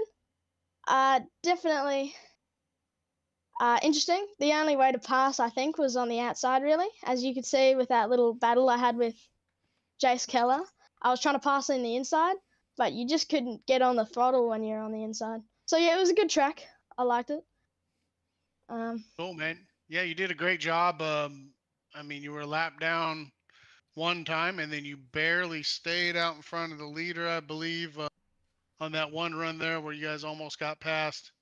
And Yeah. you survived that, and a lot of adversity though, but you pulled through, and you had a lot of pace tonight. Do you particularly like these short tracks over the bigger ovals, or do you have a preference? 100%. The road course stuff definitely translates to the short tracks where I have to get in on hard braking. Mm-hmm. It's sort of like it's where I like to race. Short tracks, road courses. That's my sweet spot. Cool, man. You got anything for him there, Matthew? No, just a heck of a race for you, Braden. It was a very good good showing. You had the race lead there for a while. We're battling with drivers like Drew Halloran, who showed a lot of pace earlier on in the race, and you must be feeling really good after the 3rd place finish, I would imagine. I'm feeling absolutely amazing. I mean, that's my first podium. I didn't expect it to come at a oval, but here we are. It was just a really fun race. Everyone was racing really clean, really loved it. Great racing tonight. And yeah, you guys put on a good show. Good show you guys put on at the end, man. That was a great battle at the end, and I mean, you couldn't get better racing. Those last probably 5 to 7 laps was yeah, that was the watch. best. Yeah, it was good. It was good to race him. Jace is incredible. I don't know how he held it. He had like super old tires. I don't know how he held that position, but that's pretty good. And how do you feel going into Texas next week? I mean, Texas. I don't really. I've never really raced on that track. I'm not particularly fast, but I've got high hopes if I can just stay consistent and stay out of any wrecks that happen. All right. Anybody you want to shout out before we let you go, Braden? Yeah, I'd love to shout out my teammate from the Orange Lemons, Thad Miller and Brent McKee. They raced absolutely amazing. They helped me. We raced absolutely amazing as a team, and I really enjoy racing with them. Awesome. Well, we will see you next week at Texas, Braden. See ya. Congratulations on the 3rd place, buddy. Thank you.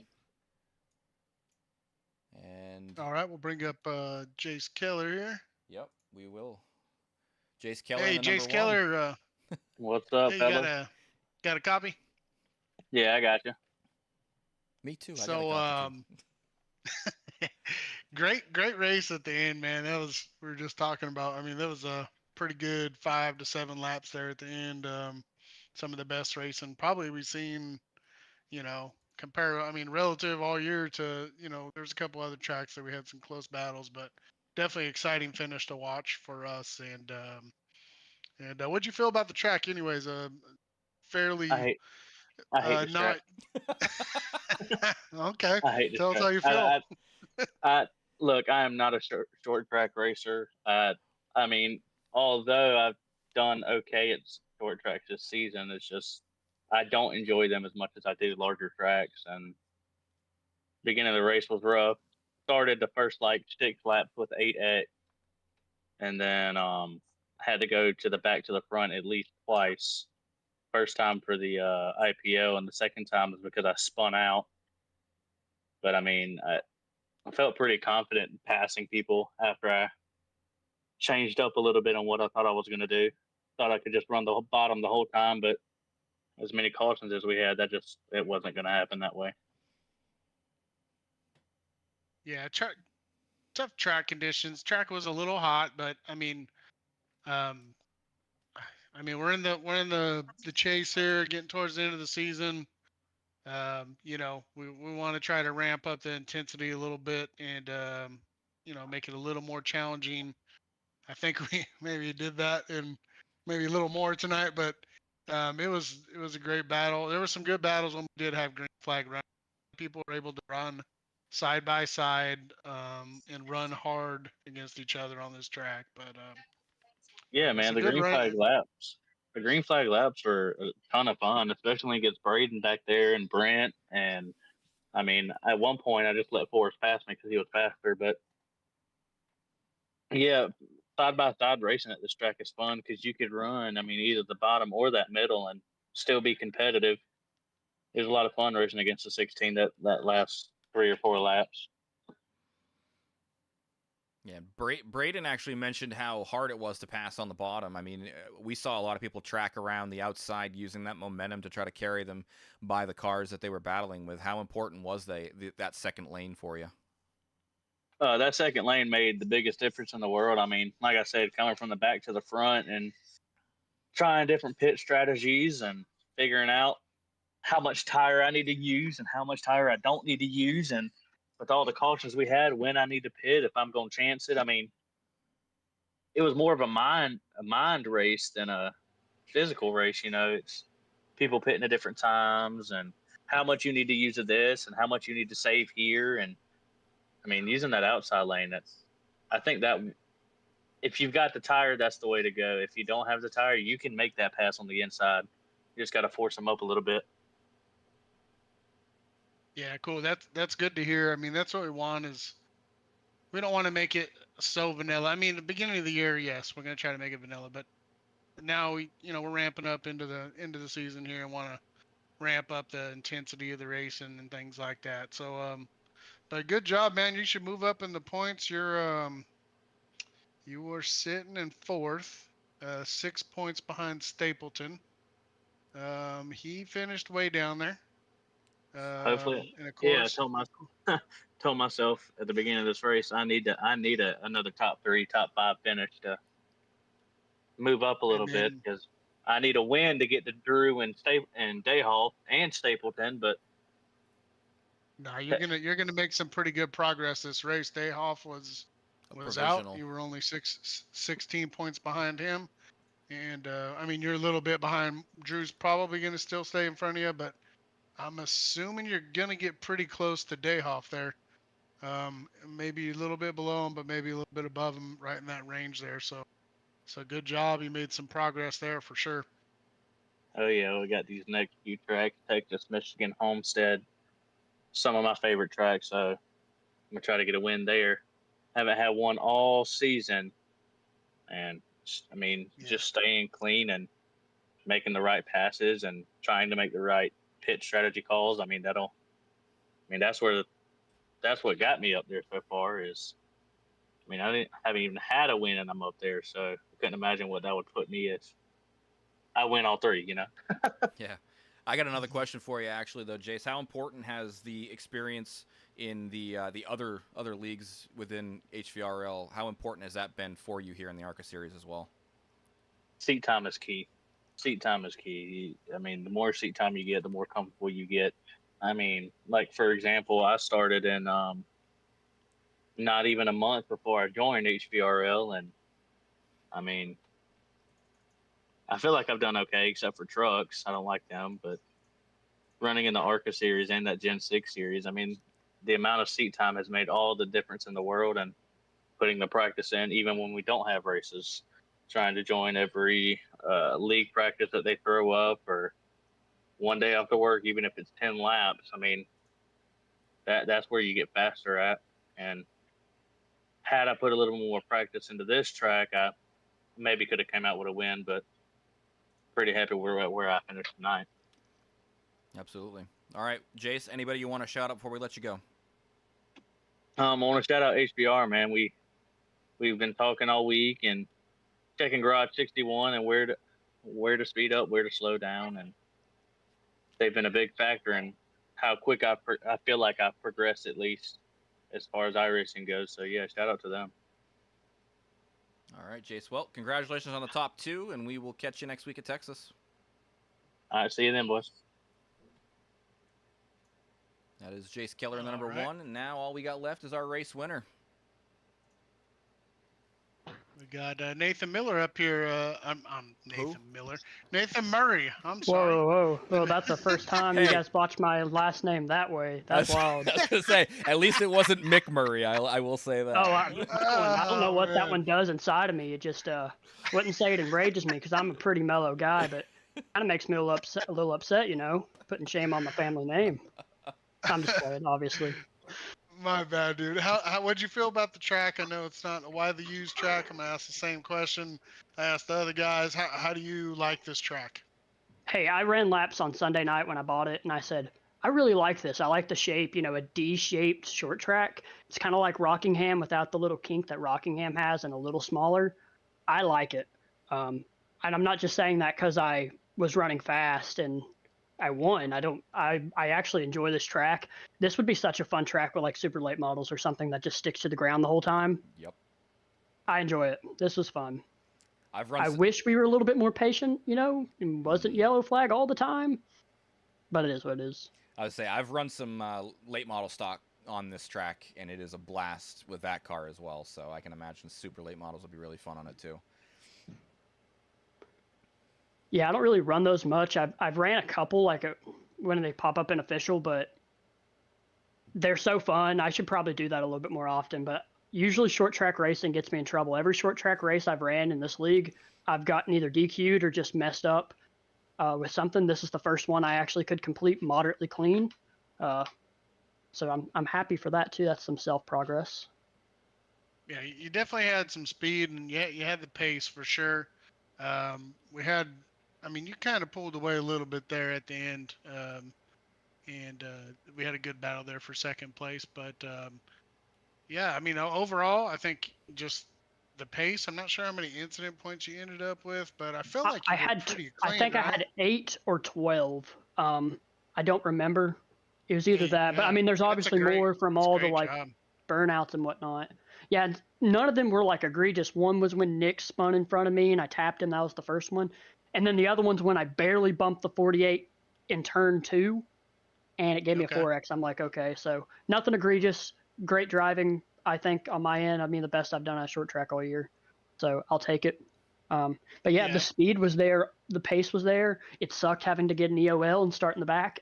But I did the math, and I said, if I get a 0X this race, and I just piddle around the whole track, I still won't be on the IPL. I still won't be out of the list for Texas. Yeah. So I might as well go out there and try to win the thing, no matter what. And wow, a lot of planning really turns out into something. So I'm happy for that.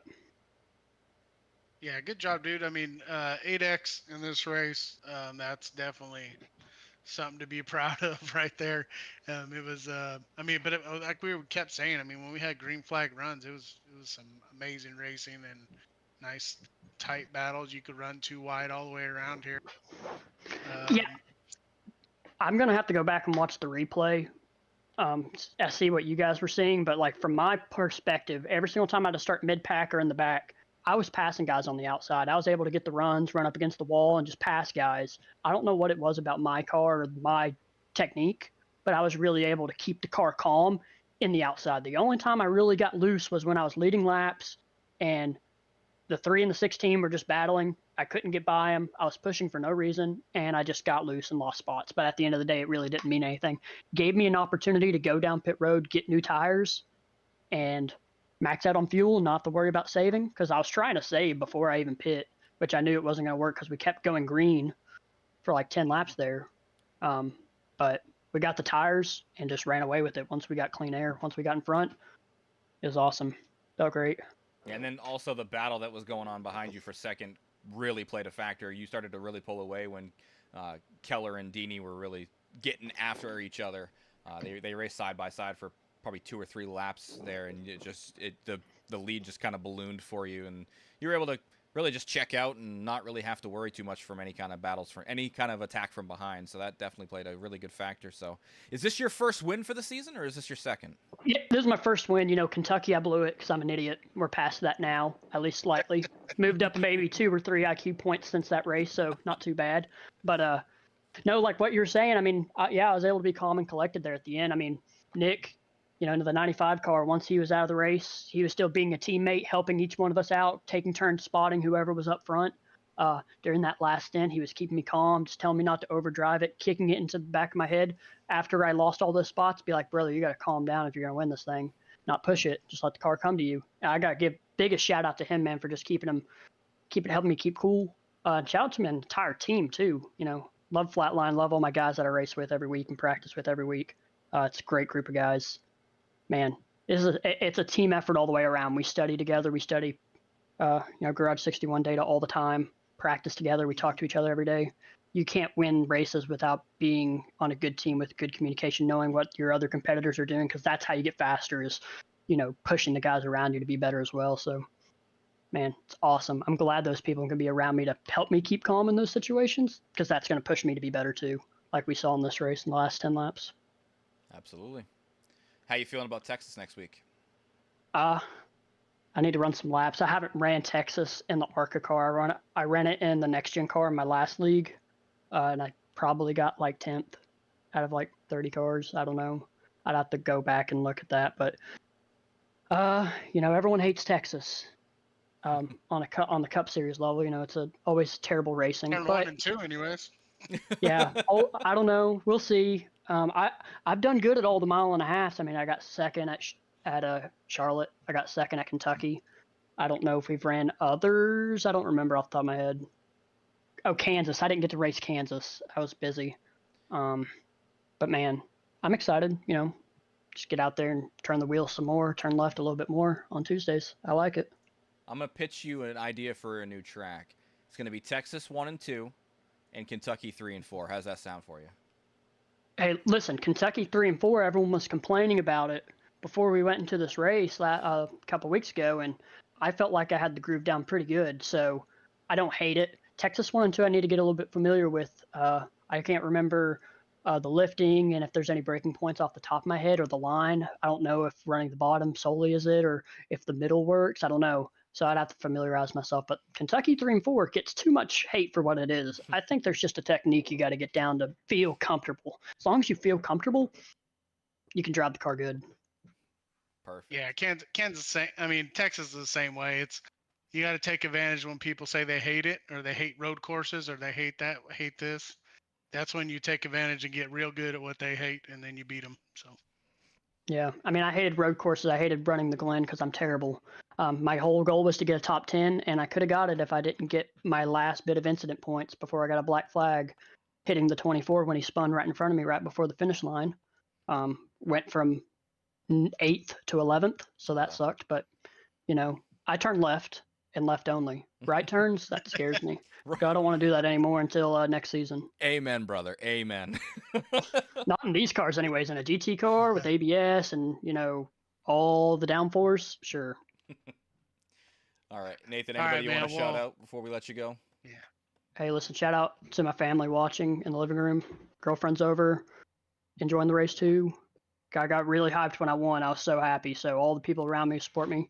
When I do this little thing on Tuesdays, all the people who watch and support me, it's awesome. Again, my team, can't win it without the team. Love those guys to death. Shout out Big Ed's Pizza. If anyone's ever in the East Tennessee area, if you're near Knoxville, Oak Ridge area, you got to go to Big Ed's Pizza. Put them on the car for this Tuesday night. Beautiful paint scheme, I think. It was awesome. Best pizzeria in East Tennessee, 100%. Need to get Gabe Portnoy to come do the one bite challenge at Big Ed's Pizza. But yeah, fantastic race. So happy. Taking a good look at that paint scheme for you as well.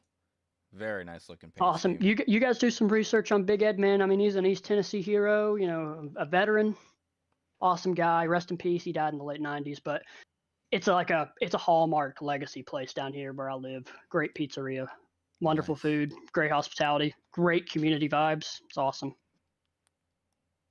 Good. All right, man. Well, congrats on the win there, and yeah, we'll look forward to seeing you at Texas next Tuesday.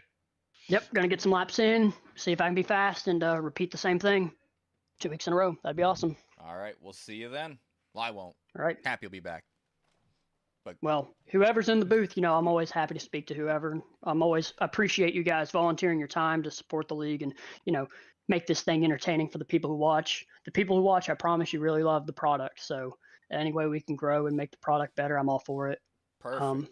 We got to do that on the track twos drivers as well. But we'll do that next week. Next week will be a little bit cleaner. I'm 100% positive on that one.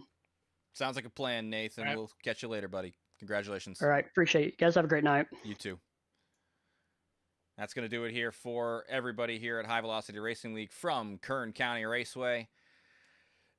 Caution-filled race for sure, but a victory in the bag for the number 47 Nathan Murray. A good points day for Jace Keller, putting him well on his way towards at least the top two, I would say, and having a chance at a championship for the number one car. So not a bad night of racing overall, and I think for everybody here, we are going to head on out. We will catch you guys on Sunday for the Truck Series. Take it easy. Yes, sir.